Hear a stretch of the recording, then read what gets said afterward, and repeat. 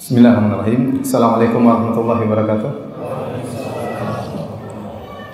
Alhamdulillahi ala ihsani wa syukru lahu ala taufiqihi wa amtinani wa asyhadu an la ilaha illallah wahdahu la syarika lahu ta'ziman li sya'ni wa asyhadu anna Muhammadan abduhu wa rasuluhu ila ridwani. Allahumma shalli alaihi wa ala alihi wa ashabihi wa ikhwani. Hadirin dan hadirat yang dirahmati oleh Allah Subhanahu wa taala. Pada kesempatan kali ini insyaallah dengan izin Allah kita akan bahas tentang bahaya pemikiran kelompok Al-Khawarij, ya, yang kelompok ini sebagaimana disampaikan oleh Nabi SAW senantiasa muncul, ya. Tiada henti-hentinya, muncul kemudian hilang, muncul hilang, sehingga mereka akan muncul bersama Dajjal. InsyaAllah akan saya sampaikan hadis-hadis yang berkaitan dengan hal tersebut.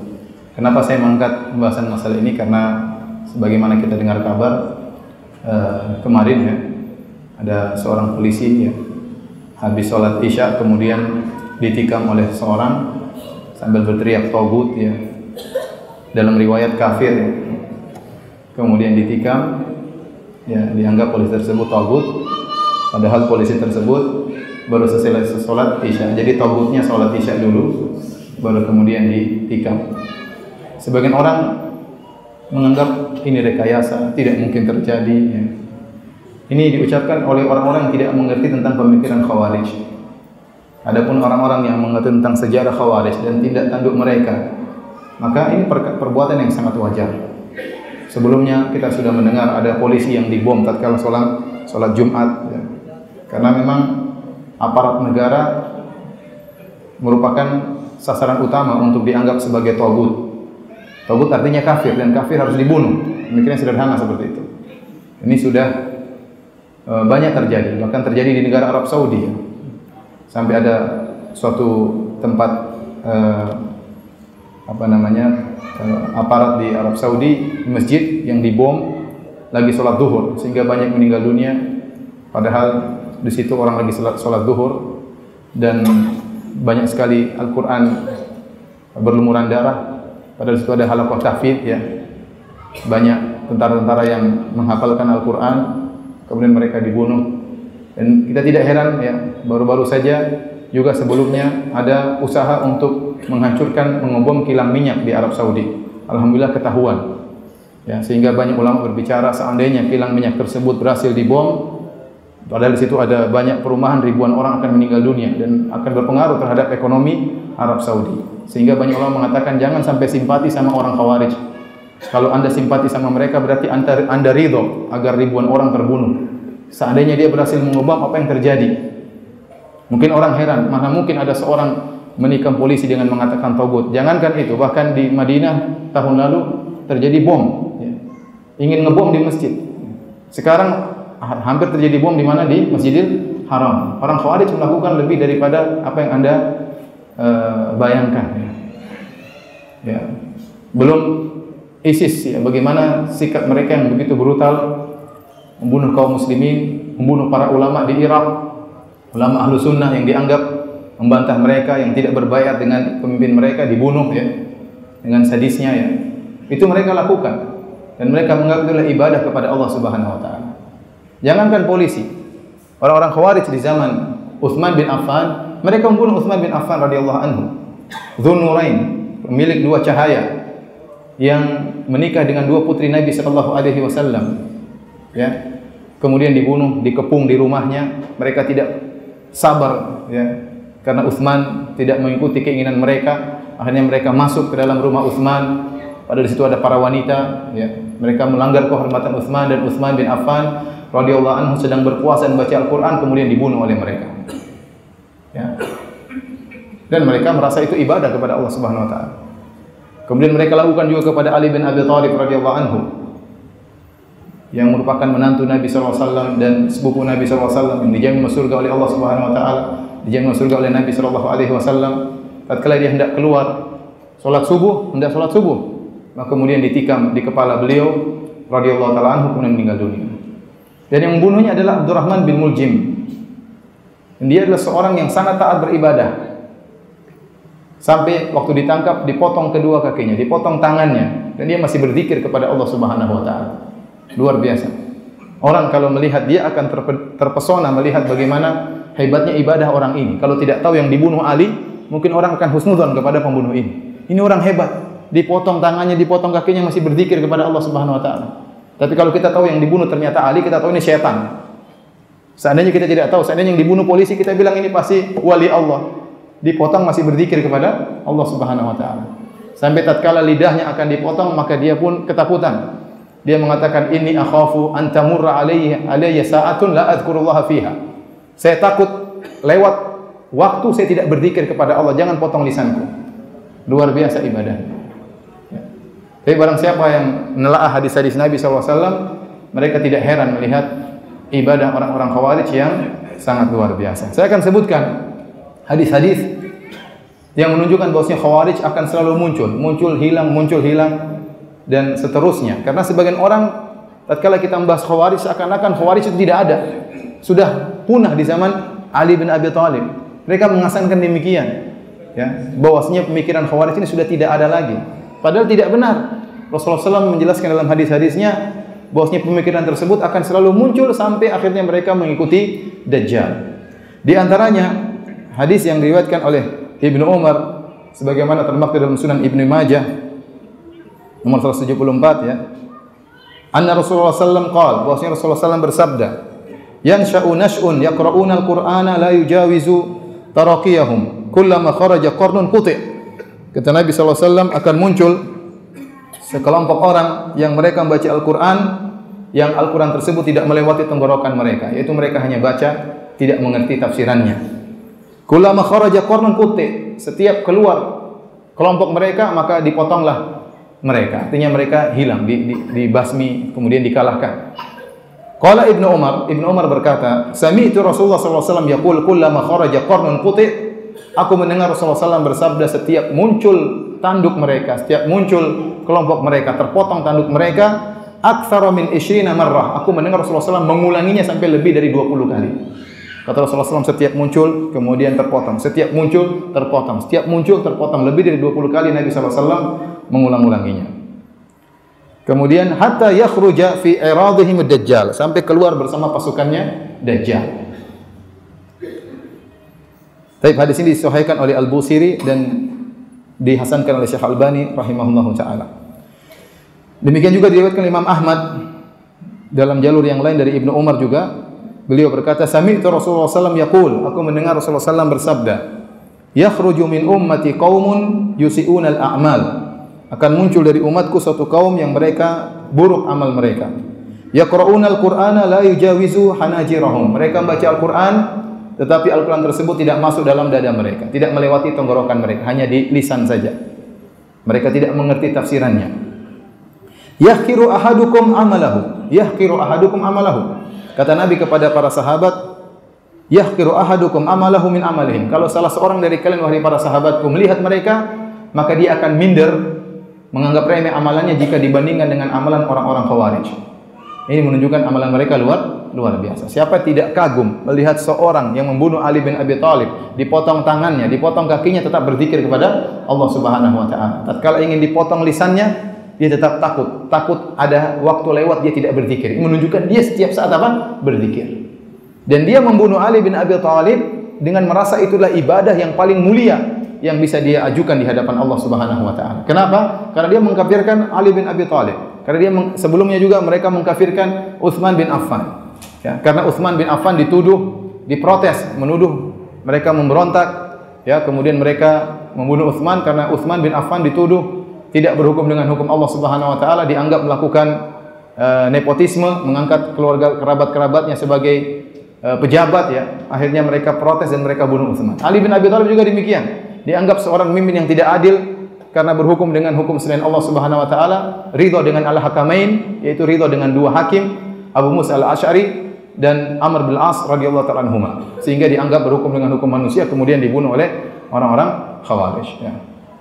Kata Nabi SAW, yahqiru ahadukum amalahu min amalihim. Kalian wahai para sahabat akan merasa minder jika membandingkan amalan kalian dengan mereka. Dalam hadis yang lain, ya, salatakum ma'a salatihim wa siyamakum ma'a siyamihim. Kalian akan merasa minder jika membandingkan salat kalian dengan salat mereka. Kalian akan merasa minder wahai para sahabat jika membandingkan puasa kalian dengan puasa mereka. Artinya orang-orang Khawarij lebih banyak puasanya, lebih banyak apa? Salatnya. Kemudian kata Nabi SAW, yaqtuluna ahlal Islam, dan mereka membunuh kaum muslimin. Pekerjaan mereka memerangi orang Islam. Dan Khawarij setiap muncul demikian, mereka tidak memerangi orang Yahudi, mereka tidak memerangi orang Nasrani, yang mereka bunuh orang-orang Islam. Maka mereka ngebomnya di masjid. Ngebomnya di masjid. Sampai ada tulisan, tidak ada bidadari di masjidnya. Karena sebagian mereka begitu ngebom bunuh diri, yakin langsung masuk surga dapat bidadari. Sampai ada tulisan, kalau cari bidadari jangan di masjid. Karena khawatir ada orang ngebom di situ. Ya. Ngebom kok di masjid, orang lagi sholat dibom.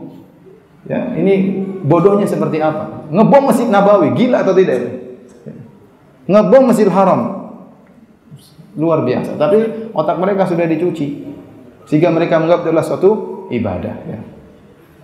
Di bulan Ramadan lagi. Tahun lalu juga di Masjid Nabawi, juga di bulan Ramadan. Ya. Subhanallah, alhamdulillah Allah menjaga Masjid Nabawi. Saya tidak sangka bagaimana ada mungkin 1 juta lebih orang di Masjid Nabawi, kok tiba-tiba yang para askar itu bisa menduga orang ini. Nah, padahal semua orang banyak ya. Kalau bukan Allah yang tunjukkan, nggak mungkin dia bisa tahu. Ya, orang-orang askar itu bukan lulusan ahli detektif, tidak, orang biasa aja, paling lulus SMA. Tapi kok firasat dia bisa tahu orang ini apa? Bermasalah. Ya, ya Allah jaga Masjid Nabawi, alhamdulillah ya. Kemudian kata Nabi SAW, yaqtuluna ahlal Islam, mereka membunuh orang-orang Islam. Fa idza kharaju faqtuluhum, jika mereka keluar muncul maka bunuhlah mereka. Tsumma idza kharaju faqtuluhum, jika mereka muncul perangilah mereka. Tsumma idza kharaju faqtuluhum, jika mereka muncul bunuhlah mereka. Fatuba liman qatalahum, sungguh beruntung orang yang membunuh mereka. Wa tuba liman qataluhu, dan sungguh beruntung orang yang dibunuh oleh mereka. Kullama tala'a minhum qarnun qata'ahu Allahu azza wa jalla, setiap muncul tanduk mereka dipotong oleh Allah Subhanahu wa taala. Faraddada dzalika Rasulullah sallallahu alaihi wasallam 20 marrah au akthar wa ana asma'. Rasulullah SAW mengulangi hal tersebut, setiap muncul terpotong, setiap muncul terpotong lebih dari 20 kali. Ya, 20 kali atau lebih. Sementara kata Ibnu Umar, saya mendengar Nabi mengulang-ulangi perkataan tersebut ya. Jadi hadirin dan hadirat yang dirahmati Allah Subhanahu wa taala, ini semua dalil bahwasanya Khawarij akan senantiasa ada. Jadi jangan sampai kita mengesankan Khawarij tidak ada. Khawarij ada, baik pemikiran maupun orang-orangnya. Tentunya tatkala kita menyampaikan hadis-hadis ini, bukan maksudnya kita juga mudah memvonis orang-orang sebagai Khawarij, tidak. Oleh karenanya banyak ulama yang lebih berhati-hati, mereka mengatakan pemikiran Khawarij. Orangnya belum tentu Khawarij, mungkin punya pemikiran apa? Khawarij. Ya. Kecuali ISIS. Kalau ISIS banyak ulama yang langsung memvonis mereka Khawarij. ISIS, ya, banyak ulama kibar, ulama besar di Arab Saudi memvonis mereka apa? Khawarij. Karena ciri-ciri Khawarij ada pada mereka. Seperti hudathaul asnan. Mereka anak-anak muda. Sufahahul ahlam. Mereka juga orang bodoh. Ya, kemudian yaqtuluna ahlal Islam, membunuh orang-orang Islam, wa yad'una ahlal awthan, dan membiarkan orang-orang menyembah berhala. Ciri-ciri ini ada semua pada ISIS ya. Jadi mereka kebanyakan anak-anak muda, enggak ada apa namanya orang tua. Bahkan amirnya juga anak muda. Ya, dari sisi muda mereka umurnya muda-muda. Kemudian dari sisi keilmuan juga tidak ada ilmu, tidak ada ulama di balik mereka. Tidak ada ulama. Sama sekali tidak ada ulama. Tidak ada ulama yang masyhur, punya ilmu terkenal atau memiliki kitab-kitab, menulis buku-buku tentang fikih, tentang hadis, kemudian ikut mereka. Enggak ada sama sekali. Enggak ada sama sekali. Menunjukkan mereka berjalan tanpa arahan ulama sama sekali, ya. Ya, seandainya ada ulama mungkin dulu punya buku tentang hadis, tentang fikih, kemudian tiba-tiba membelot, ya kita bilang ada ulamanya, tapi ulamanya sesat. Sekarang sama sekali enggak ada ulamanya sama sekali. Anak muda tidak ada ulamanya sama sekali.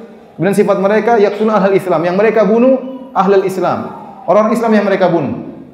Yang mereka bunuh saudara-saudara kita di Suriah, yang mereka bunuh saudara-saudara kita di Irak. Dan mereka sama sekali tidak memerangi ahlul awthan. Mereka tidak memerangi Yahudi dan juga tidak memerangi orang-orang Nasara. Yang sama sekali tidak mereka perangi. Yang mereka bunuh adalah orang-orang Islam. Ya. Dan ini ciri-ciri terdapat pada mereka. Oleh karenanya banyak ulama yang menyatakan bahwasanya ISIS adalah Khawarij, ya, karena ciri-ciri yang disebutkan oleh Nabi SAW benar-benar terdapat pada mereka. Maksud saya para hadirin hadirat yang dirahmati Allah Subhanahu wa taala, tidak juga mudah kita mengatakan orang khawarij, tidak. Tapi kita bilang dia terpengaruh pemikiran khawarij, mungkin. Karena kalau kita memvonis orang ini khawarij, ini berbahaya. Ya. Ini berarti orang ini ya, adalah ahlul bidah misalnya, harus diperangi dan macam-macamnya. Maka saya ingatkan juga, jangan sampai sebagian orang emosi kemudian ya, menuduh. Ada saudara-saudara kita yang mungkin demonstrasi kemudian dikatakan ini khawarij, harus ditumpahkan darahnya. Ini juga ngawur, tidak benar. Ya. Ya kita nasihati mereka kalau mereka salah. Ya. Kalau kesalahan mereka tidak sampai pada kesalahan khawarij, maka tidak boleh kita tuduh mereka sebagai apa? Khawarij. Karena akhirnya tatkala kita mengatakan mereka khawarij juga berbahaya. Melazimkan boleh untuk diperangi, boleh untuk apa? Ditumpahkan darahnya dan macam-macamnya, kelaziman-kelaziman yang batil. Maka kita berusaha berada di tengah. Kita menyatakan khawarij akan senantiasa muncul sebagaimana kabar Nabi sallallahu alaihi wasallam. Namun tidak serta-merta setiap ada orang yang keliru kemudian kita mengatakan mereka apa? Khawarij. Oleh karenanya para ulama berhati-hati juga untuk mengecap sekelompok orang khawarij. Ya. Tidak semua yang kemudian membangkang, tidak semua yang memberontak kemudian langsung otomatis menjadi khawarij. Yang setahu saya para ulama begitu tegas terhadap ISIS, sehingga mereka berani memvonis ISIS adalah kelompok khawarij. Karena ciri-ciri yang Rasulullah SAW sebutkan benar-benar ada pada mereka. Ya. Ya. Dan di antara ciri-ciri khawarij adalah mudah mengkafirkan kaum muslimin. Dan setelah mengkafirkan kaum muslimin, kemudian mereka kelazimannya mudah membunuh kaum muslimin. Kita tahu di tanah air kita ada kelompok-kelompok yang memiliki pemikiran takfir, tapi mereka tidak ada penerapan, tidak ada pembunuhan. Seperti Islam Jamaah. Islam Jamaah itu manhaj jamaah takfir. Mereka menganggap orang di luar kelompok mereka yang tidak membaiat iman mereka kafir. Makanya dianggap tidak tahu, Islamnya tidak ada sanadnya, tidak tahu bersuci. Makanya kalau masuk masjid mereka dipel oleh mereka. Dan seterusnya. Nah, kalau menikah tidak boleh menikah dengan orang luar dan macam-macamnya. Ya. Dan mereka meyakini hal tersebut. Mereka mengatakan barang siapa yang meninggal tanpa membaiat imam mereka maka mati jahiliyah. Mereka tafsirkan mati jahiliyah maksudnya mati kafir. Tetapi selama mereka eksis di tanah air, mereka tidak pernah menerapkan pembunuhan. Mereka mengatakan murtad, keluar dari Islam Jamaah. Ya. Dan saya sempat bertemu dengan para murtadin, orang-orang murtad Islam Jamaah. Ya. Banyak. Tapi mereka tidak bunuh karena mereka takfiri tapi moderat. Masih mikir-mikir ya. Kalau mereka bunuh bakalan buyar kelompok mereka. Jadi ada takfiriyin yang sudah ada takfirin sudah lama ya. Tapi mereka tidak penerapan. Tetapi sebagian orang-orang memiliki pemikiran takfiri dan kemudian menerapkan. Seperti yang ngebom sana sini kemudian membunuh polisi, ini bahaya ya. Padahal kita udara seorang muslim sangat bernilai di sisi Allah Subhanahu wa taala. Rasulullah SAW tatkala haji wada, Rasulullah SAW mengatakan, "Inna dima'akum wa amwalakum wa a'radakum haramun 'alaikum." Sungguhnya darah kalian haram, tidak boleh ditumpahkan. Sungguhnya harta kalian haram, tidak boleh diambil. Kemudian sungguhnya harga diri kalian haram, tidak boleh dijatuhkan. Haram darah. Rasulullah SAW sebutkan pertama kali, "Inna dima'akum." Sungguhnya darah tidak boleh ditumpahkan, haram. Rasulullah SAW mengatakan, la yahilu damu imri'in muslim illa bi ihdath thalath. Tidak halal darah seorang muslim yang mengucapkan la ilaha illallah kecuali dengan 3 sebab. Yang pertama, athayyibuz zani. Seorang sudah menikah dengan nikah yang sah kemudian dia berzina, maka dia dirajam sampai mati. Yang kedua, an-nafsu bin nafs. Seorang membunuh orang lain, maka dia juga dibunuh. Yang ketiga, al-mufariqu lil jamaah. Seorang yang keluar dari Islam. Ya. At-tarikul Islam al-mufariqul jamaah. Seorang yang meninggalkan Islam murtad dibunuh ya. Kalau dia tidak murtad maka tidak boleh dibunuh ya. Nabi SAW mengatakan la yazalul muslim fi fushatin min dinihi ma lam yusib daman haraman. Senantiasa seorang muslim berada dalam kelapangan dalam agamanya. Dia dapat kelapangan, mudah diampuni oleh Allah Subhanahu wa taala selama dia tidak menumpahkan darah yang haram. Kalau dia sudah menumpahkan darah seorang muslim, dia dalam kesempitan dalam agamanya, bahaya. Ancaman neraka luar biasa kepadanya. Ya. Rasulullah SAW juga bersabda, la zawalu dunya ahwanu indallahi min qatri rajulin muslim. Hilangnya dunia ini masih lebih ringan di sisi Allah daripada tertumpahnya darah seorang muslim. Orang muslim ini mengucapkan la ilaha illallah. Orang muslim ini salat berjamaah lagi, kemudian dibunuh. Terbunuhnya, hilangnya dunia ini, dunia yang begitu mewahnya, yang begitu indahnya, kalau hilang lebih ringan di sisi Allah daripada terbunuhnya seorang muslim yang beribadah kepada Allah, yang mengucapkan la ilaha illallah. Ini menunjukkan darah seorang muslim sangat bernilai di sisi Allah Subhanahu wa taala. Ya. Oleh karenanya tatkala Usamah bin Zaid membunuh seorang yang mengucapkan la ilaha illallah, Rasulullah SAW marah. Jadi Usamah bin Zaid dengan seorang temannya, seorang Ansari, ya, melihat seorang musyrik yang berperang dengan hebatnya luar biasa. Maka akhirnya Usamah dan orang Ansar ini menuju orang ini. Kemudian bertempur dan akhirnya orang ini pun kalah. Tatkala Usamah dan temannya ingin membunuh orang tersebut, tiba-tiba orang tersebut mengucapkan la ilaha illallah. Maka akhirnya Ansari berhenti, tidak berani, karena dia tahu kehormatan la ilaha illallah. Usamah lanjutkan, dia bunuh orang tersebut. Akhirnya sampailah kabar tersebut kepada Nabi SAW. Rasulullah SAW marah. Rasulullah SAW berkata, aqataltahu ba'da an qala la ilaha illallah? Apa kau membunuhnya setelah dia mengucapkan la ilaha illallah? Ya. Kata Usamah, ya Rasulullah, dia hanya mengucapkan untuk menyelamatkan dirinya. Rasulullah SAW mengatakan, hal syaqaqta an qalbi? Apa kau sudah belah dadanya? Kau tahu dia mengucapkan karena untuk menyelamatkan dirinya? Rasulullah SAW marah kepada Usamah. Padahal Usamah sangat disayang oleh Nabi SAW. Kenapa? Karena dia membunuh seorang yang mengucapkan la ilaha illallah. Nah, pemikiran takfiri di tanah air ya, sudah berkembang. Selain Islam jamaah, ada kelompok-kelompok yang lainnya sampai pada tingkatan ya takfir yang luar biasa. Ya. Mengkafirkan pemerintah, kemudian mengkafirkan DPR, MPR, mengkafirkan aparat pemerintah, semuanya tagut ya. Polisi, tentara semuanya tagut ya. Bahkan semua yang mendukung terjadinya musyawarah MPR DPR. Kalau ada orang jualan bakso di kantor MPR juga kafir karena jualan bakso sama mereka. Sampai yang lebih parah lagi, semua yang milih dalam pemilu juga kafir. Sampai ada yang berfatwa demikian. Ya, jadi takfir gaya MLM ini bahaya, mengerikan. Ya. Ini benar-benar ada pemikiran seperti ini. Nanti kalau sudah mereka kafirkan kaum muslimin, kata mereka membunuh orang munafik lebih utama dari membunuh orang kafir asli. Ada syubhat berikutnya.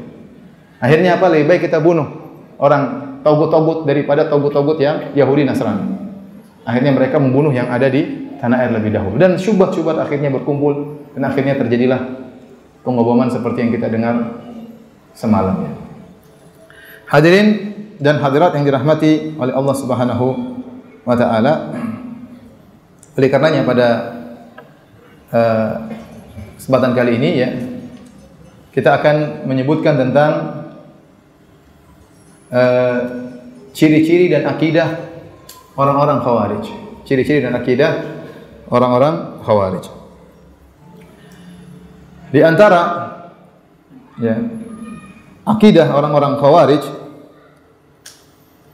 saya sebutkan ya. Jadi selain mereka mudah mengkafirkan, dan ini ciri utama juga ya. Sebagaimana mereka mengkafirkan Ali bin Abi Thalib, sebagaimana mereka mengkafirkan Utsman bin Affan gara-gara dianggap tidak berhukum dengan hukum Allah Subhanahu wa taala ya. Demikian juga mereka mudah mengkafirkan sebagian kaum muslimin hanya mungkin karena tidak berhukum dengan hukum Allah Subhanahu wa taala. Dengan begitu mudahnya mereka mengkafirkan kaum muslimin ya. Ada akidah juga yang mereka yang berbahaya yang harus kita ketahui bersama, yaitu wajibnya memberontak. Ya. Wujubul khuruj 'alal hakimil ja'ir. Wajibnya memberontak terhadap pemimpin yang zalim. Ini di antara akidah orang-orang Khawarij. Saya akan bacakan penukilan, ini bukan perkataan saya ya. Tapi saya akan bacakan penukilan dari perkataan para ulama ya, tentang akidah ini.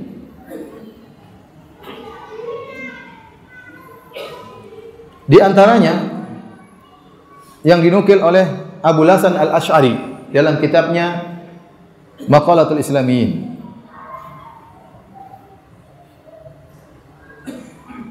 Jilid 1 halaman 167 sampai 168. Beliau berkata, ini wafat pada tahun 330 Hijriah. Jadi ada namanya Kutubul Maqalat. Kutubul Maqalat itu adalah kitab-kitab yang mempelajari tentang firqah-firqah. Di antaranya Maqalatul Islamiyyin karangan Abu Hasan Al-Asy'ari, di antaranya Al-Fisal fil Milal wan Nihal wal Ahwa karangan Ibnu Hazm rahimahullah taala, di antaranya Al-Farqu bainal Firaq karya Abdul Qahir Al-Baghdadi, di antaranya Al-Milal wan Nihal karya Asy-Syahristani. Ya. Ini membicarakan tentang firqah-firqah. Islam terbagi menjadi sekian, Syiah, misalnya Khawarij, kemudian Murji'ah, Mu'tazilah. Kemudian Khawarij terbagi menjadi begini-begini, Syiah terbagi menjadi 3 kelompok besar. Dari kelompok besar ini kemudian terbagi-bagi lagi. Ini dijelaskan dalam buku-buku tersebut. Ya. Kemudian ciri-ciri Syiah seperti apa, ciri-ciri Mu'tazilah seperti apa kaidah mereka. Ini dibahas. Nama buku tersebut namanya Kutubul Maqalat, istilah para ulama. Ya. Nah, di antaranya mereka membahas tentang Khawarij. Karena ashabu Kutubil Maqalat, para ulama yang membahas tentang buku-buku firqah-firqah ini, ya, mereka menyebutkan di antara firqah besar Islam terpecah menjadi 72 golongan. Di antara firqah besar, firqah induk adalah Syiah, Khawarij, Mu'tazilah, Murji'ah. Ini 4 kelompok besar, dan dari 4 kelompok inilah kemudian bercabang-cabang ke bawah. Rata-rata kelompok-kelompok yang muncul belakangan kembali menginduk kepada 4 firqah ini. Rata-rata kembali menginduk kepada firqah ini. Jadi kesalahannya paling fatal terhadap masalah akidah. Ada yang menambah misalnya Jahmiyah dengan turunannya. Ya, baik. Di antaranya Khawarij mereka bahas, kata Abu Hasan Al-Asy'ari, jima'u ra'yil Khawarij, tentang perkara yang mengumpulkan kelompok-kelompok Khawarij. Kelompok Khawarij itu banyak, tetapi apa sih pemikiran yang mengumpulkan mereka sehingga mereka divonis sebagai Khawarij? Maka beliau berkata, ajma'atil Khawarij ala ikfari Ali bin Abi Thalib ridwanullahi taala alaihim. Mereka bersepakat, ya. Pertama adalah hal pengkafiran Ali bin Abi Thalib radhiyallahu anhu. Karena beliau menyerahkan hukum kepada 2 hakim, ya. Tadi karena dia mencerahkan kepada tahkimul hakamain, kepada Abu Musa Al-Asy'ari sebagai wakil dari Ali bin Abi Thalib, kemudian Amr bin As sebagai wakil dari Muawiyah, dan ridho dengan hukum 2 orang itu, maka dikafirkan oleh Khawarij. Mereka berkata, inil hukmu illa lillah, la hukma illa lillah. Tidak ada hukum kecuali hukum Allah. Kenapa hukum diserahkan untuk perdamaian kepada 2 orang ini, Abu Musa Al-Asy'ari radhiyallahu anhu dan Amr bin As? Maka dikafirkan Ali bin Abi Thalib. Kemudian wa ajma'u ala anna kulla kabiratin kufrun, dan mereka juga sepakat, perkara yang kedua, mereka sepakat juga bahwasanya seluruh dosa besar merupakan kekufuran. Illa Najdat fa innaha la taqulu dzalik. Ada kelompok Khawarij namanya Najdat, dia tidak berpendapat seluruh dosa besar adalah kekafiran. Perkara yang ketiga yang jadi fokus pembahasan kita, wa ajma'u ala anna Allah Subhanahu wa taala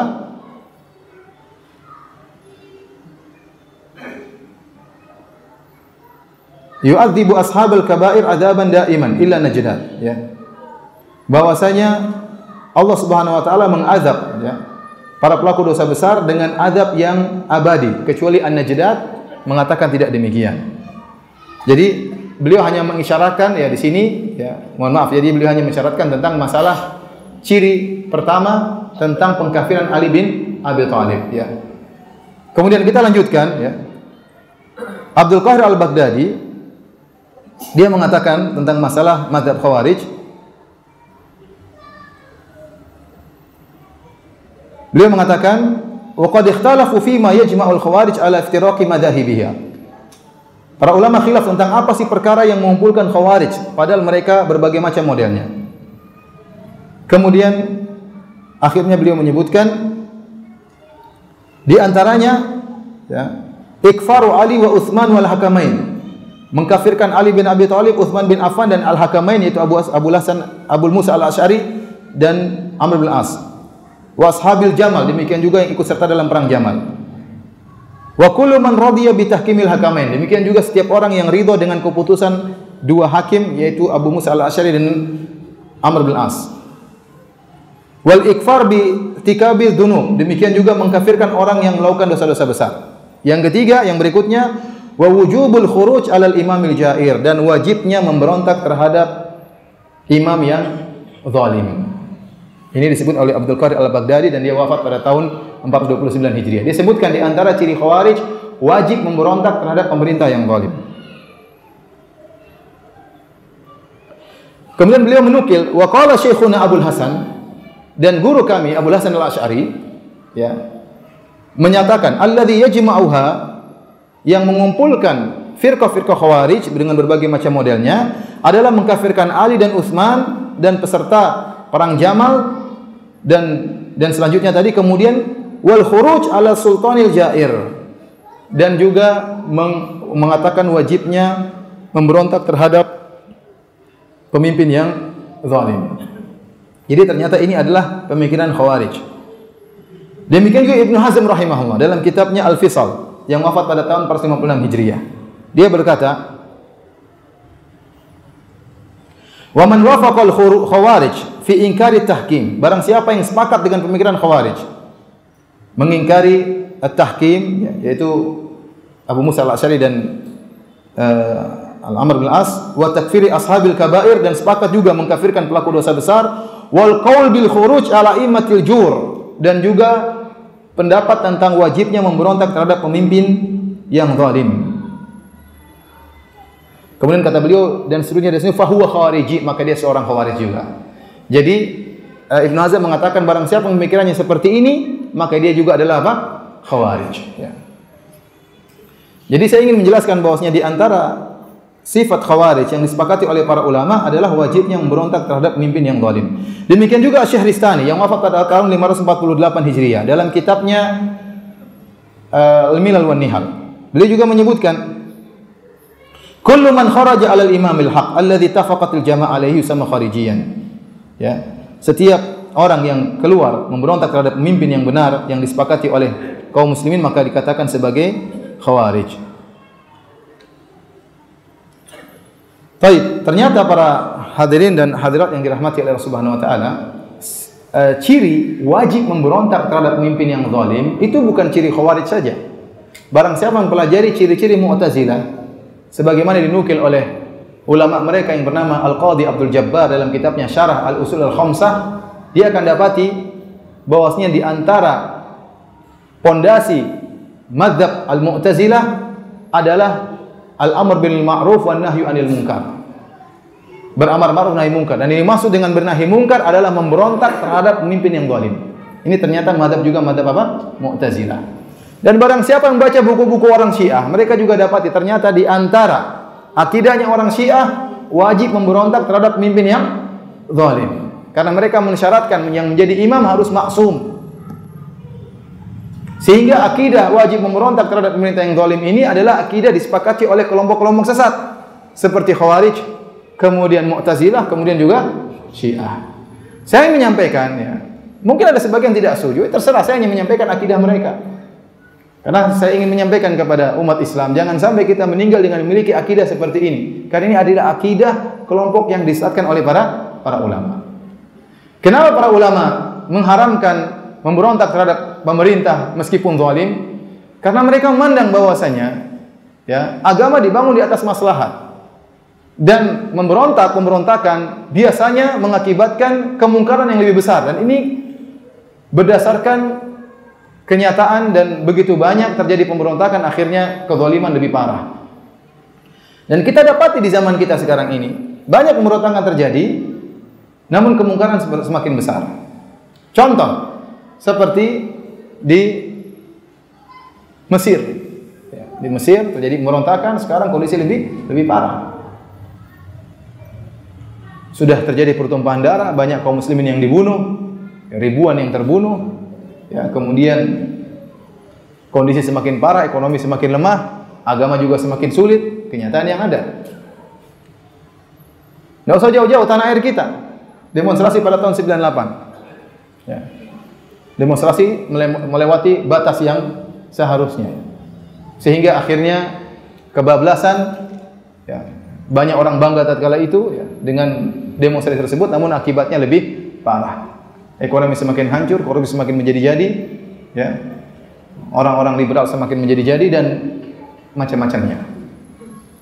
Kita bicara tentang Libya. Libya juga demikian. Gaddafi. Saya punya teman-teman Libya banyak cerita. Gaddafi zalim. Orang yang sholat 5 waktu di satu masjid ditangkapin dulu sama Gaddafi. Kenapa? Orang ini terlalu alim, ditangkapin. Jadi teman saya kalau mau sholat jamaah dia sholat subuh di masjid ini, sholat duhur tempat lain, sholat isya, karena masing-masing masjid ada intelnya. Nah, kalau ada orang 5 waktu di masjid, ditangkepin. Tiba-tiba ada perintah semua yang jenggot ditangkepin. Kadang-kadang begitu kadang. Kadang-kadang ada perintah semua yang cingkrang ditangkapin. Seperti itu. Ini teman saya cerita. Sampai teman saya cerita suatu saat dia ingin sholat subuh. Dia berjalan menuju masjid, tahu-tahu ada patroli. Waduh, bahaya. Dia takut ditangkap, maka dia langsung loncat ke semak-semak yang penuh dengan duri. Ya, jadi maksud saya, meskipun dia zalim, meskipun dia mengambil harta buat dia dan keluarganya, akhirnya terjadi pemberontakan. Apa yang terjadi sekarang? Hancur-hancuran sekarang. Ekonomi hancur-hancuran. Ya. Terjadi pembunuhan begitu mudah. Kemarin teman saya cerita, saya tanya, gimana si Fulan, teman saya dari Libya? Oh, udah meninggal Firanda. Subhanallah. Kenapa? 2 kelompok bertikai, maka dia berusaha mendamaikan. Akhirnya damai, tahu-tahu dia balik ditembak sama orang. Ya, orang tidak tahu kenapa dia dibunuh. Sampai demikian. Saya dibunuh kenapa? Tahu-tahu dibunuh oleh orang. Keamanan hilang, ekonomi hancur, Islam sulit berkembang. Ya, dimulai dengan pemberontakan. Waktu pemberontakan orang banyak yang dukung, bangga, tetapi hasilnya parah. Kita bicara tentang Suriah, pemberontakan. Baik, kita sepakat pemimpinnya Syiah. Tapi para ulama telah menjelaskan bahwasanya bernahi mungkar ada syaratnya, harus menimbulkan kemaslahatan. Bahkan kalau pemimpin negara kafir maka tidak boleh memberontak kecuali punya kemampuan. Kalau tidak punya kemampuan maka tidak boleh kita wajibkan mereka untuk memberontak. Lihatlah Nabi Musa alaihissalam waktu bersama Fir'aun, dia tidak diperintahkan oleh Allah untuk memberontak Fir'aun. Padahal Bani Israel disiksa oleh Fir'aun. Tapi Nabi Musa secara kekuatan tidak mampu untuk melawan apa? Fir'aun. Memiliki pengikut yang lemah. Sehingga bertahun-tahun Bani Israel tetap disiksa, akhirnya Allah menyuruh Nabi Musa untuk apa? Pergi. Lihatlah Ashabul Kahfi. Ashabul Kahfi 7 orang atau 7 orang pemuda yang berdakwah la ilaha illallah, akhirnya takut dibunuh, maka mereka kabur. Sembunyi di goa. Nabi Isa alaihissalam juga tidak disuruh untuk melawan tirani Romawi tatkala di zaman beliau. Maksud saya, kalaupun pemimpin kafir tidak otomatis kita harus mewajibkan untuk apa? Memberontak. Tapi kita wajibkan saudara-saudara kita yang tinggal di Sydney, di Melbourne, di Australia, berontak itu perintah kafir, ya enggak masuk akal. Apa kita suruh saudara-saudara kita yang tinggal di Amerika, banyak orang Islam di sana, suruh memberontak. Kemudian waktu terjadi pemberontakan awal di Suriah, banyak sebagian dai-dai muda yang ditanya, bagaimana? Dan mereka memotivasi untuk memberontak. Dan masih ada rekamannya sampai sekarang. Kata mereka, marah, ayo ungkapkan kemarahan kalian. Ulama kibar tatkala itu diam, tidak ada yang menyuruh untuk apa? Memberontak. Yang dianggap ulama pemerintah, yang dianggap ulama tidak tahu fikul waqi, ya, diam. Yang muda-muda yang berfatwa. Akhirnya tahu-tahu 500.000 orang meninggal dunia. Entah mungkin sudah 1 juta orang meninggal dunia. Tahu-tahu banyak wanita diperkosa. Tahu-tahu banyak anak-anak meninggal ya. Kalau antum jadi ustadz, antum ditanya, misalnya orang datang, kami dari Suriah, boleh kami memberontak? Apa konsekuensinya? Akibatnya, oh bisa jadi 500.000 orang meninggal. Ente fatwanya apa? Boleh. Ente kira harta darah itu murah kan? Ente kira kehormatan wanita itu murah? Diperkosa oleh orang-orang. Maka maksud saya, kenyataan yang ada, kebanyakan memberontakkan menimbulkan kondisi yang lebih buruk. Oleh karenanya, banyak dalil menunjukkan diharamkan untuk memberontak terhadap pemimpin yang zalim, meskipun zalim selama dia masih seorang muslim. Bahkan kalau dia kafir pun tidak boleh memberontak kecuali kalau punya kekuatan yang pasti bisa mengalahkan dia. Kalau tidak maka tidak wajib untuk memberontak. Ya. Makanya hati-hati jangan sampai kita terjerumus dalam pemikiran Khawarij. Baik. Hadirin dan hadirat yang dirahmati Allah Subhanahu wa taala, saya akan menyebutkan tentang haramnya pernyataan para ulama ya, Ahlus Sunnah tentang haramnya khuruj ya. Dalilnya banyak ya dari Al-Qur'an dan Sunnah, dari dalil Nabi sallallahu alaihi wasallam. Tetapi saya nukilkan perkataan para ulama.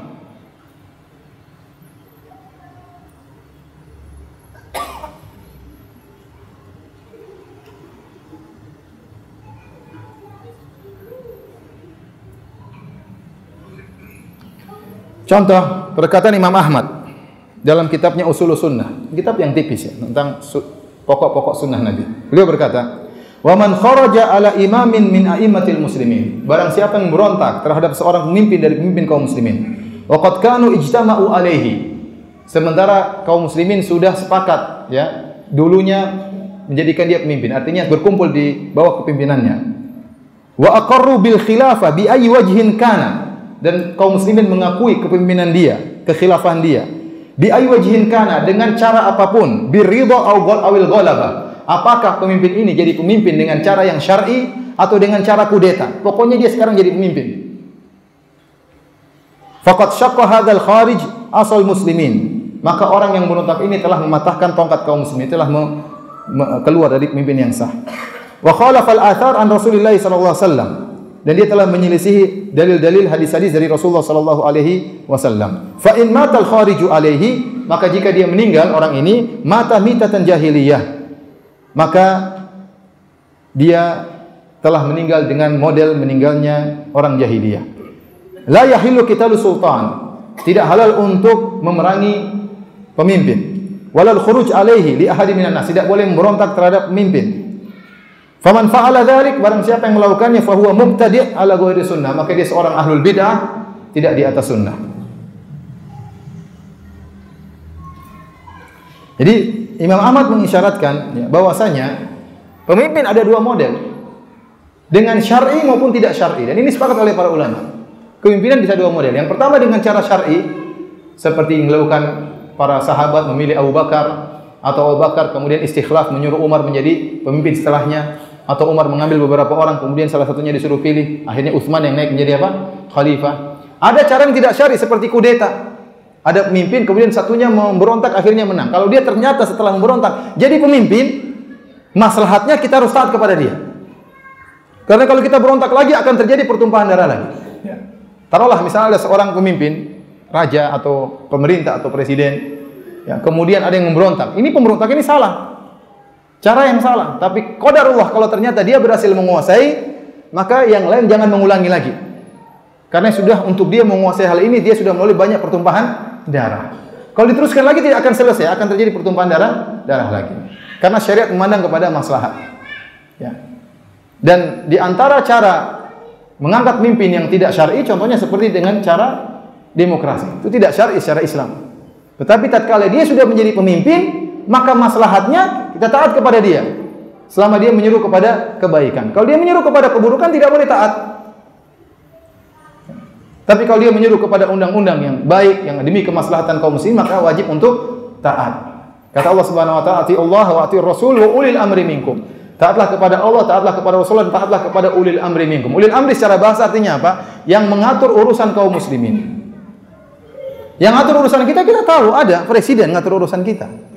Dengan perintah dia kita diatur. Ya. Bukan pemimpin jamaah-jamaah. Ya. Islam jamaah ada ulil amrinya sendiri. Ngatur urusan apa? Urusan kaum muslimin tidak diatur. Yang haji bukan dia yang atur. Ya. Masalah sholat bukan dia yang atur. Ya. Masalah penjagaan negara dari serangan luar juga bukan dia yang atur. Maka dia bukan ulil amri. Ulil amri itu orang tahu dia penguasa. Di tangan dialah perintah. Dia yang mengatur urusan kaum muslimin. Maka itulah ulil amri. Maslahatnya, ya kita taat kepada dia selama dia menyuruh kepada kebaikan. Kalau dia menyuruh kepada keburukan, tidak boleh taat. Tidak boleh taat. Haram taat kepada dia kalau dia menyuruh kepada keburukan. Kita berusaha menasihatinya dengan cara yang baik. Ya. Jadi, inilah pernyataan para ulama, dan tentunya pernyataan ini dibangun di atas banyak dalil. Oleh karenanya, Imam Ahmad sendiri mengalami hal ini. Di zaman beliau, tatkala muncul Khalifah Al-Ma'mun yang menyuruh kepada kekufuran. Apa kekufuran yang disuruh oleh Khalifah Al-Ma'mun? Yaitu harus menyatakan Al-Quran itu makhluk. Harus menyatakan Al-Quran itu apa? Makhluk. Ini kekufuran yang nyata. Tetapi nyata bagi Imam Ahmad. Adapun bagi Al-Ma'mun ini syubhat, dia tidak ngerti. Makanya Imam Ahmad mengatakan, "Man qala anal Qur'ana makhluk fahuwa kafir." Barang siapa mengatakan Al-Quran itu makhluk, maka dia kafir. Tapi Imam Ahmad tidak mengkafirkan sang raja tatkala itu. Kenapa dia tahu raja ini bahlul, tidak ngerti? Ditipu oleh ahlul bidah, ya. Dia tidak mengkafirkan Khalifah Al-Ma'mun. Dia tidak ngerti. Banyak orang kasih syubhat sama dia. Padahal Imam Ahmad mengatakan barang siapa mengatakan Quran itu makhluk maka dia kafir. Dan ini ijma ulama. Tapi dia tidak mengkafirkan Al-Ma'mun. Bahkan waktu orang datang menyuruh dia untuk memberontak, dia tidak memberontak.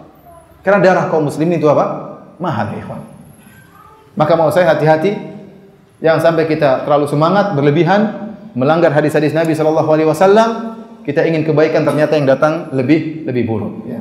Ustaz, apakah kezaliman yang terjadi kita biarkan? Tidak, kita berusaha memperbaiki. Ya. Dengan cara yang baik tentunya. Dengan cara yang baik. Jangan sampai melampaui batas. Jangan sampai melampaui batas. Silakan, mungkin ini ada ijtihad di kalangan kita bagaimana menasihati pemerintah, tetapi jangan sampai berlebihan yang mengakibatkan kezaliman dan mengakibatkan yang lebih parah daripada hal ini. Baik, hadirin dan hadirat yang dirahmati oleh Allah Subhanahu wa taala, ya. Tentunya ya, banyak syubhat-syubhat yang ingin menggoyangkan akidah ini. Saya katakan akidah Ahlussunnah, ya. Kalau saya bacakan hadisnya terlalu banyak, ya. Jadi antaranya Rasulullah SAW mengatakan, waktu para sahabat mengatakan tentang kemungkaran dilakukan oleh pemerintah, oleh penguasa, ya. Para sahabat mengatakan, afalan nunabidhuhum bisayf, apakah kami boleh memerangi mereka, mengangkat senjata membunuh mereka? Kata Rasulullah SAW, tidak boleh, ya. Ma aqamu fikumus shalah, selama mereka masih menegakkan salat. Dalam riwayat ma shallau, sementara mereka masih apa? Salat. Mereka belum kafir, tidak boleh. Dalam riwayat yang lain, illa antarau kufran buahan, sampai kalian melihat kekufuran yang nyata dari dia. Bukan kekufuran yang takwilan atau kufuran dengan cara metode MLM, tidak. Tapi benar-benar kafir, dia pindah agama, dia menginjak Al-Quran, dia menghina Nabi Muhammad SAW, itu kufuran yang nyata seperti itu. Bukan dia membuat undang-undang mungkin. Orang bikin undang-undang banyak kemungkinan. Dia tidak menegakkan hukum Islam. Masih banyak kemungkinan kenapa dia tidak menegakkan hukum Islam. Mungkin bukan dia benci kepada syariat Islam. Dia sudah datang, sudah syariat, sudah demikian. Hukum-hukum sudah begitu, dia tinggal meneruskan. Lihat Raja Najasyi radhiyallahu anhu, ya. Seorang raja beragama Nasrani. Waktu para sahabat disiksa di kota Mekah, Rasulullah SAW suruh sahabat untuk berhijrah ke negeri kafir yang lainnya. Mekah negeri kafir, Habasyah negeri kafir. Tetapi Habasyah masih mending. Maka Rasulullah SAW menyuruh untuk hijrah pertama dan hijrah kedua ke negeri Habasyah. Hijrah ketiga baru ke kota Madinah. Hijrah pertama, hijrah kedua ke negeri Habasyah. Rajanya kafir. Rajanya apa? Musyrik. Tapi Rasulullah SAW suruh para sahabat untuk berhijrah ke sana. Akhirnya mereka tinggal di sana dengan penuh kedamaian, bisa beribadah kepada Allah Subhanahu wa taala padahal di bawah wilayah negara yang kafir. Akhirnya didakwahi oleh Ja'far bin Abi Thalib, akhirnya Raja Najasyi pun masuk Islam. Waktu dia masuk Islam, dan ini pernyataan Ibnu Taimiyah rahimahullahu taala, ya. Kalau saya menukilkan bagus sekali, tapi waktunya sudah tidak cukup, ya. Jadi Ibnu Taimiyah menjelaskan Raja Najasyi masuk Islam dan dia tidak bisa menegakkan syariat Islam. Sampai waktu dia meninggal dunia tidak ada yang menyolatkan. Maka Rasulullah SAW melaksanakan sholat gaib. Dia tidak haji, dia tidak bayar zakat. Bahkan dalam sebagian riwayat kata Ibnu Taimiyah, dia tidak sholat 5 waktu. Padahal dia sudah masuk Islam. Dia tidak bisa menjalankan syariat Islam tatkala itu. Apa kita tuduh dia sebagai orang kafir? Ya. Tidak. Kenapa? Ada penghalang. Dia tidak mampu. Kalau dia menjalankan syariat Islam, dia akan mungkin dibunuh oleh rakyatnya. Ya. Sehingga meskipun dia tidak bisa menjalankan syariat Islam, tidak bisa menegakkan hukum Islam, dia tetap tidak dikafirkan, bahkan dia adalah hamba yang soleh. Kenapa? Fattaqullaha masata'tum, bertakwalah kepada Allah semampunya. Contoh lain, Nabi Yusuf alaihissalam masuk dalam raja Mesir sebagai menteri, sementara kerajaan masih kerajaan kafir. Ya. Kerajaan kafir, raja Mesir itu kafir. Ya. Makanya Allah mengatakan, maka liya'khudha akhahu fi dinil malik. Nabi Yusuf tidak mengambil Binyamin dengan aturan kerajaan raja, tapi dengan aturan Bani Israel. Jadi disebut oleh Allah dinil malik, artinya agama rajanya berbeda. Dan ini penjelasan juga oleh Syekhul Islam Ibnu Taimiyah. Ya. Nabi Yusuf hanya bisa melakukan perbaikan-perbaikan sedikit, namun tidak bisa merubah hukum negara secara total. Oleh karena sebenarnya mengatakan kalau ada seorang misalnya, mohon maaf, masuk dalam parlemen atau dia sudah dalam parlemen, kemudian dia berusaha merubah hukum, bukan hukum Allah, dia rubah mengarah yang lebih baik, yang lebih mendekat kepada hukum Islam, meskipun belum jadi hukum Islam, bisa dia dapat pahala karena dia tidak bisa merubah kemungkaran secara total. Karena bernahi mungkar bisa dua model, bisa menghilangkan kemungkaran secara total atau mengurangi kemungkaran tersebut. Itu juga termasuk bernahi mungkar. Dia tidak bisa merubah hukum total menjadi hukum Islam, tapi dia rubah mendekati hukum apa? Islam, ke arah yang lebih baik, padahal bukan hukum Islam. Oleh karena yang aneh, orang-orang sekarang yang mudah mengkafirkan pemerintah, ya, gara-gara berkatakan tidak berhukum dengan hukum Islam, ini togut dan macam-macamnya. Apa maksud mereka dengan hukum Islam? Hukum Islam maksud mereka adalah hudud, ya, hudud. Padahal negara kita juga menegakkan hukum Islam dalam sebagian sisi. Contoh, salat pakai hukum Islam, nikah pakai hukum apa? Islam. Haji juga pakai hukum apa? Islam. Salat Id juga pakai hukum Islam. Ya, sebagian tidak sempurna. Akhirnya pemerintah kafir, presiden kafir, DPR kafir, MPR kafir, penjual es di kantor DPR juga apa? Kafir, yang ikut pemilu juga kafir, apalagi polisi, tentara semuanya kafir, mengerikan. Ya. Jadi maksud saya tidak serta-merta ada orang berhukum dengan hukum selain Allah, mereka kemudian menjadi apa? Kafir. Ya, sebagaimana Raja Najasyi. Baik, demikian saja ya, kajian kita. Insyaallah habis salat Isya mungkin ada tanya jawab ya. Wallahu ta'ala alam bisawab. Pertanyaan pertama, Ustaz, sebagian orang mengatakan bahwa orang-orang pemerintah termasuk aparat TNI atau Polri, PNS disebut togut. Ada togut ikut pengajian sini? Sebenarnya apa sih yang disebut dengan togut? Dan benarkah yang disebutkan di atas merupakan togut? Itu togut ya, wa may yakfur bit togut, kata Allah, dan barang siapa yang kufur kepada togut. Ya, dan ayat-ayat dalam Al-Quran disebut tentang masalah togut. Togut secara bahasa jadi togo, yaitu melampaui batas.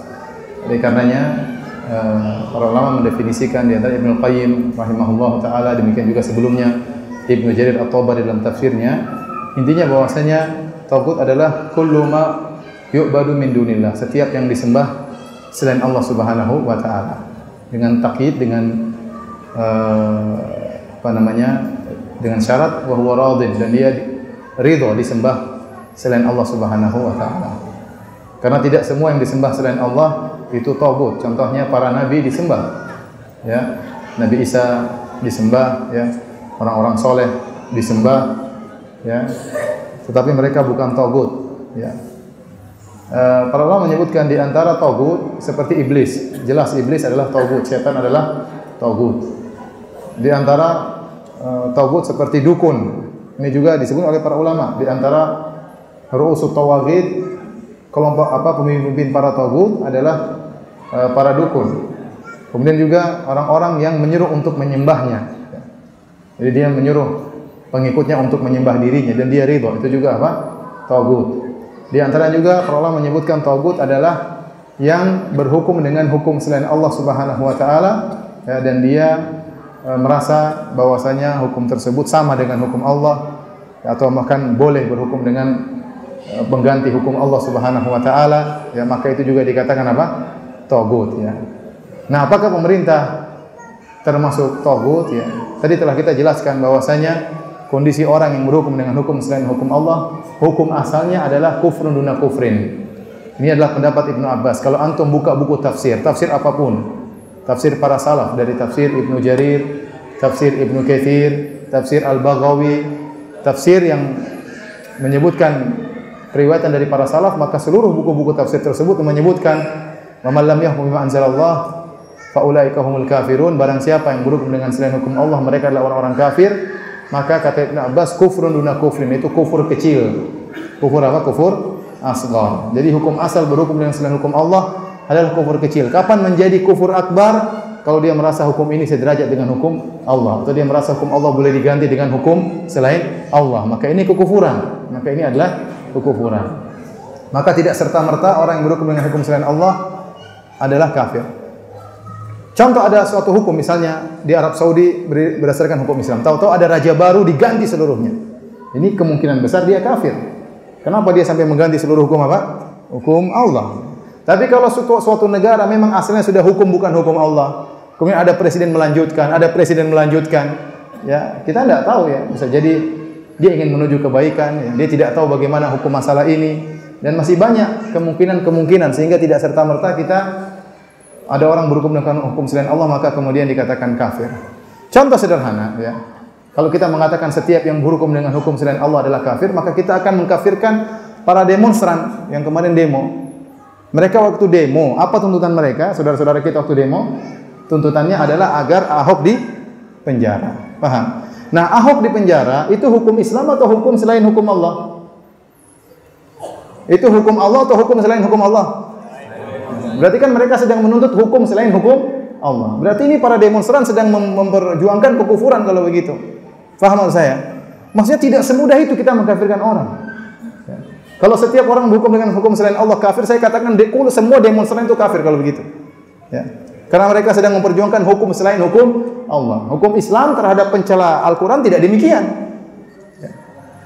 Paham maksud saya? Jadi bahkan sebagian seperti Syekh Utsaimin menjelaskan, ada orang bisa jadi, tadi sudah saya jelaskan, ada orang bisa jadi berhukum dengan hukum selain Allah, dia merubah tapi belum bisa menjadi hukum Allah, tapi dia merubah menuju yang lebih baik. Itu yang dia mampu dan dia dapat pahala.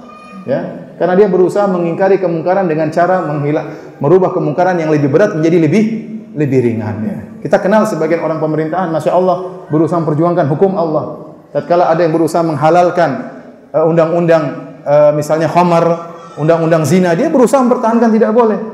Ya, tapi tentu tidak bisa menjadi hukum Islam secara total ya. Maka orang ini apa tidak ada nilainya di sisi Allah? Ada nilainya. Mereka telah berusaha. Tadi saya sudah jelaskan, Nabi Yusuf alaihissalam tidak bisa merubah hukum apa? Hukum raja Mesir. Makanya Allah mengatakan, "Wa laqad ja'akum Yusufu min qabl, famaziltum fi syakki mimma ja'akum bih, hatta idza halaka qultum la yab'athu min ba'di rasula." Sungguh telah datang kepada kalian Yusuf sebelumnya dan kalian senantiasa dalam keraguan sejak zaman Nabi Yusuf, terus ragu tentang yang dibawa oleh Nabi Yusuf. Jadi mereka senantiasa kafir sampai datang Nabi Musa alaihissalam, mereka terus dalam kekafiran. Jadi Nabi Yusuf tidak bisa merubah kerajaan Mesir tatkala itu. Makanya begitu Nabi Yusuf meninggal dunia, Bani Israel kemudian diintimidasi, ya dijadikan budak oleh raja-raja Mesir. Tapi dia masuk dalam pemerintahan atau tidak? Nabi Yusuf masuk dalam pemerintahan atau tidak? Masuk. Tidak bisa merubah. Tadi saya sudah sebutkan Raja Najasyi sudah jadi raja tidak bisa menerapkan hukum apa? Islam. Karena dia sudah kejebak dengan hukum bukan hukum Allah. Ya, saya katakan beda kasusnya kalau ada orang menegakkan hukum Allah seperti Arab Saudi, tahu-tahu muncul raja baru dirubah semua. Ini mungkin kemungkinan orang ini kafir. Kenapa? Karena dia menganggap bisa merubah hukum apa? Allah Subhanahu wa taala. Tapi kalau melanjutkan ini lain ceritanya, ya. Lain ceritanya melanjutkan hukum. Yang pertama, hukum yang salah dia tinggal melanjutkan, dia berusaha perbaiki, dia merubah dan yang lainnya dan masih banyak syubhat. Makanya Rasulullah SAW jelas mengatakan illa antara kufran buahan, sampai kalian melihat kekufuran yang nyata. Rasulullah tidak hanya mengatakan kufran, tapi kufran buahan, kufur yang nyata. Oleh karena sebagian ulama seperti Syekh Muhammad bin Abdul Wahab rahimahullah mengatakan kami tidak mengkafirkan kecuali yang disepakati oleh para ulama. Oleh karenanya kami hanya mengkafirkan orang yang berbuat kesyirikan yang mempunyai khalal kesalahan dalam syahadatain. Adapun kami tidak mengkafirkan karena yang meninggalkan salat, kami tidak mengkafirkan karena yang meninggalkan zakat, yang meninggalkan haji, meninggalkan puasa. Ini disebut oleh Syekh Abdul Wahab. Kami tidak mengkafirkan orang yang meninggalkan rukun yang 4. Karena ini masih diperselisihkan, ya. Paham? Jadi maksudnya kufuran buan itu kekufuran yang disepakati oleh para ulama, itu kekufuran dan nyata, bukan karena takwil. Saya sudah jelaskan tadi Imam Ahmad Raja Al-Ma'mun mengatakan Al-Quran itu makhluk. Bahkan dia menyuruh para ulama di zamannya untuk mengatakan Al-Quran itu makhluk kalau tidak dibunuh. Ini menyuruh kepada kekufuran, bahkan maksa. Tapi tidak dikafirkan oleh Imam Ahmad. Ya. Namun, jadi yang anehnya sebagian orang hanya membatasi togut kepada pemerintah. Seakan-akan pemerintah togut dan semua PNS itu apa? Togut. Ya. Makanya saya tadi tanya, apa ada togut yang ikut pengajian di sini? Pasti ada PNS yang ikut pengajian. Ya. Baik.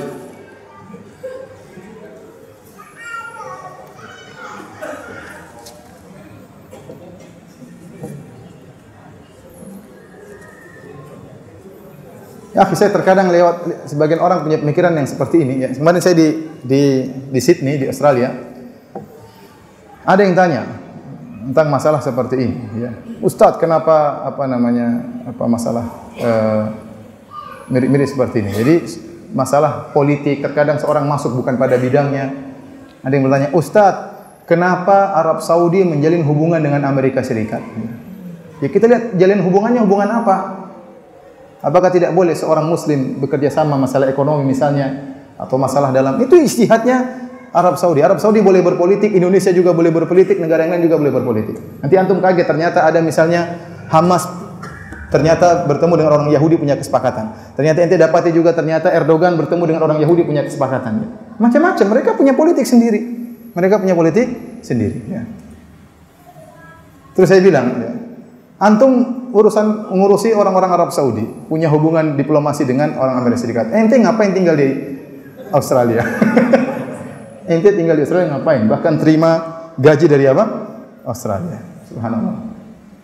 Jadi apa namanya? Semut di pinggir lautan kelihatan, gajah di depan mata tidak apa? Kelihatan ya. Jadi seperti itu. Subhanallah, kemudian mereka bikin fatwa-fatwa aneh. Saya ke sana saya tahu subhanallah. Jadi ada di sana ulama, dianggap ulama ya. Ngaku muridnya Syekh Albani rahimahullah, tapi pemikirannya aneh. Dia mengatakan orang kafir itu hartanya boleh diambil. Jadi boleh dibohongin. Sehingga di sana banyak orang-orang Islam. Jadi di sana di Australia kalau ada orang yang janda dikasih tunjangan, setiap minggu dapat entah $400 atau $700. Tiap minggu dapat $700. Sehingga banyak orang-orang Islam istrinya pura-pura diceraikan supaya dapat apa? Tunjangan. Dan itu fatwa dari mereka, kata mereka harta orang kafir apa? Halal. Subhanallah. Sudah numpang di negara kafir, bohongin mereka lagi. Apakah para sahabat waktu numpang di Raja Najasyi bohongin Raja Najasyi? Ya, subhanallah, fatwa aneh-aneh. Akhirnya nanti ada orang cadaran nyuri. Ya memalukan, tapi kenyataannya demikian. Mereka menganggap harta orang kafir itu apa? Halal. Ini bohongin. Dalam rangka untuk mengambil harta orang kafir tidak jadi masalah. Fatwa yang aneh-aneh. Orang kafir lihat orang Islam seperti kira-kira tertarik dengan Islam? Enggak tertarik sama sekali. Ini Islam apa? Nabi SAW dahulu mau ambil barang Yahudi, beli, belanja. Nabi sampai meninggal punya hutang sama orang Yahudi. Ada saatnya orang kafir berperang, itu baru halal darahnya. Orang kafir sudah saya sering jelaskan, ada 4. Ada kafir harbi, kafir musta'man, kafir mu'ahad, kafir zimmi. 3 kafir ini tidak halal darahnya, tidak halal hartanya. Cuma satu model yang halal darah dan hartanya, itu kafir yang berperang. Ini sudah numpang di negara kafir, kemudian nyolongin uang orang kafir. Terus orang kafir kalau tahu dan ketahuan akhirnya, apa simpati sama Islam?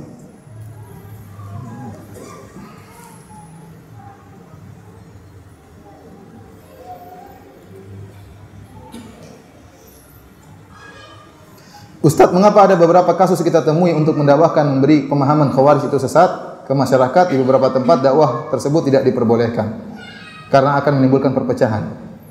Apakah orang yang melarang tersebut termasuk Khawarij? Jangan suka mengkhawarij-khawarijkan orang ya. Ya. Ikhwan, antum menyampaikan agama Allah Subhanahu wa taala ya. Mencari keridhaan Allah meskipun dengan kemarahan manusia. Tapi antum menyampaikan dengan hikmah, dengan dalil, menukil perkataan ulama ya. Kita menyampaikan hal ini, kita tidak ingin negara kita yang sudah diperjuangkan oleh orang Islam. Negara kita ini yang perjuangan siapa? Pahlawan kita rata-rata orang Islam ya. Semuanya orang Islam. Coba, penjajah orang kafir ya atau tidak? Penjajah orang kafir, kemudian diperjuangkan orang Islam dengan takbir, dengan darah mereka, dengan harta mereka. Kita tidak ingin negara ini yang sudah berdiri dengan penuh kekurangannya kemudian hancur lebur.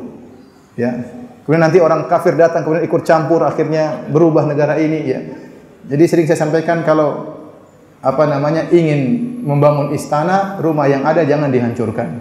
Ya, rumah yang ada diperbaiki dengan banyak kekurangannya sambil membangun istana. Tapi jangan rumah yang ada hancurin, istananya belum ada ya. Akhirnya dihancurin, istananya enggak bangun-bangun ya.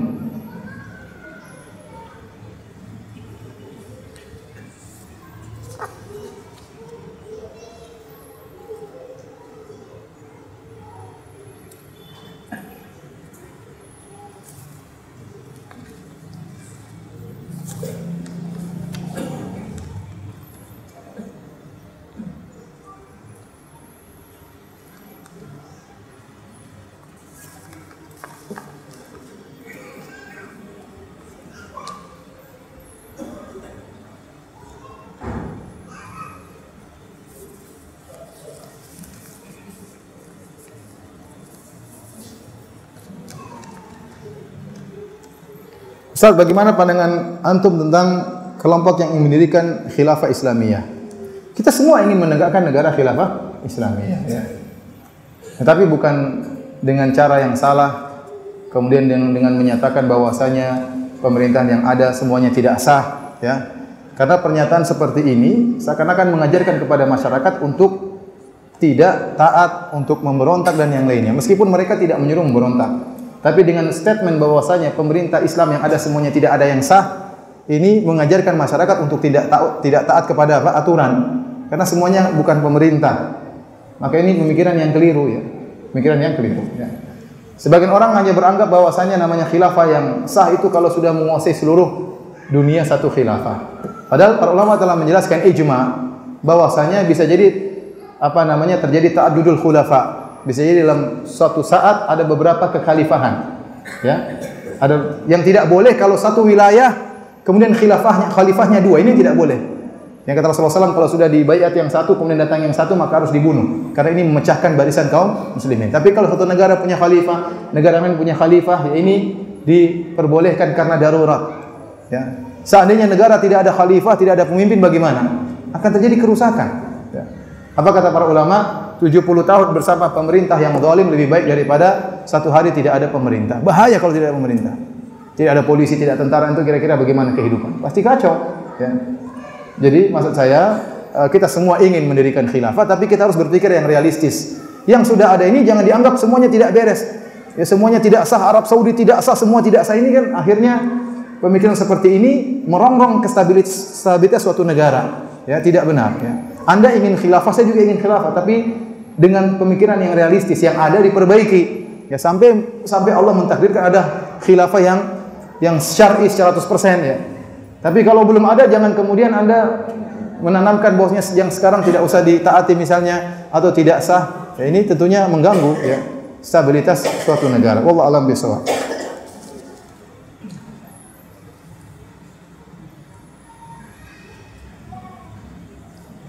Bagaimana cara menasihati orang kafir awam yang menggeneralkan ISIS Islam, padahal paham Khawarij lah yang mencoreng Islam. Jadi benar ya, berapa saya dapat cerita dari sebagian teman-teman di Madinah. Jadi ada sebagian orang yang tidak jadi masuk Islam gara-gara melihat ISIS. Islam sangar seperti ini. Ya. Kebetulan dia kebetulan mendapat cuplikan ISIS, wah Islam kayak begini, mengerikan ya. Ya.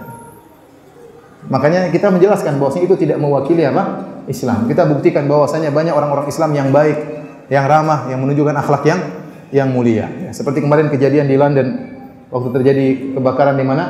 Di apartemen. Alhamdulillah kejadiannya waktu menjelang sahur, sehingga banyak orang Islam yang mengetuk pintu-pintu orang kafir agar mereka selamat. Ya, bayangkan. Tidak dibiarkan orang-orang kafir tersebut mati. Ada kemanusiaan Islam mengenal juga kemanusiaan. Ya. Dan ini harusnya disebarkan menunjukkan bagaimana rahmatnya Islam. Ya. Tapi sebagian orang hanya menyebarkan yang buruk-buruk. Rasulullah SAW waktu didatangi Khawarij yang protes, ya, mengatakannya Rasulullah, kenapa engkau tidak adil dalam membagi ghanimah? Rasulullah SAW, ya, siapa yang bisa adil kalau saya tidak adil lagi? Maka ada sebagian sahabat kemudian yang protes mengatakan, ala adribu unuka hadzal rajul, ya Rasulullah, bolehkah saya penggal kepala orang ini yang protes terhadap hukum Rasulullah SAW? Ya Rasulullah SAW dianggap tidak adil.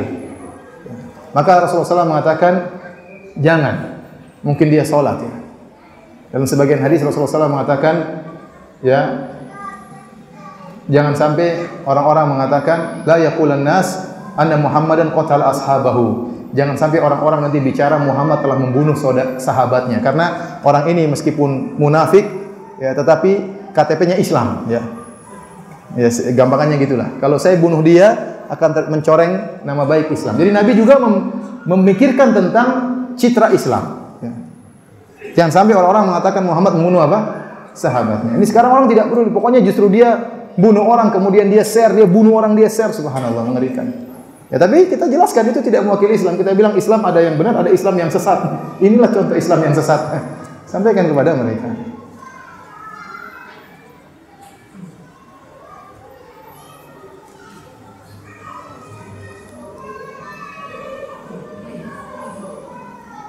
Ada orang berdalil, ya Ustaz, bukankah sebagian salaf ada yang memberontak? Ibnu Taimiyah rahimahullah dan Minhajus Sunnah Nabawiyah telah menjelaskan itu ijtihad sebagian para salaf, sehingga mereka kemudian tidak patuh kepada penguasa di zamannya ya. Namun kesalahan-kesalahan mereka tidak bisa dijadikan dalil. Nanti kalau kita berdalil dengan apa yang terjadi para sahabat, kita bilang kalau gitu boleh bunuh-bunuhan. Sebagaimana perang Jamal boleh bunuh-bunuhan kan? Para sahabat juga bunuh-bunuhan. Sebagaimana Muawiyah dengan Ali misalnya berperang, boleh bunuh-bunuhan. Itu tidak boleh dijadikan dalil. Ibnu Taimiyah mengatakan telah terjadi ijma setelah itu bahwasanya tidak boleh memberontak kepada pemerintah yang sah ya. Adapun yang terjadi sebelumnya ada ijtihad ya. Mudah-mudahan mereka diberi pahala oleh Allah Subhanahu wa taala karena mereka memang berhak untuk berijtihad namun keliru. Maka kesalahan tersebut tidak boleh dijadikan dalil. Karena kalau kita jadikan dalil, nanti orang bunuh-bunuhan. Enggak apa-apa bunuh-bunuhan dong sahabat dulu sebagai mereka perang ya, pasukan Muawiyah melawan pasukan Ali, terjadi perang Jamal dan macam-macamnya. Ya. Jadi berdalil dengan kesalahan itu tidak benar.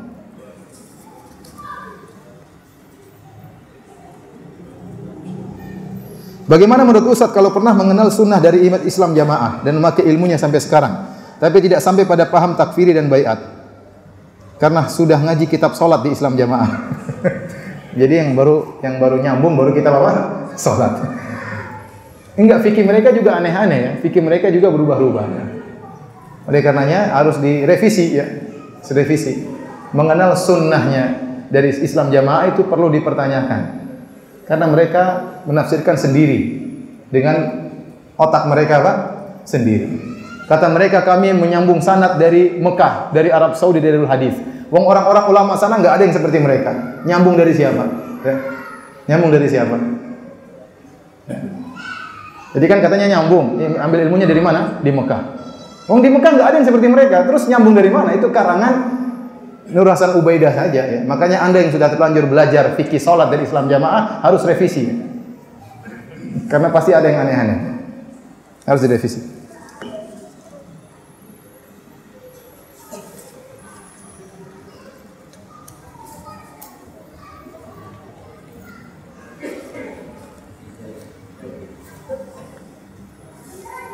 Dah, habis. Dah. Demikian saja ikhwan dan akhwat yang dirahmati Allah Subhanahu wa taala, kajian kita insyaallah kita lanjutkan besok di pada subuh dengan judul bahagia menjadi penghuni surga. Wabillahi taufiq wal hidayah. Assalamualaikum warahmatullahi wabarakatuh.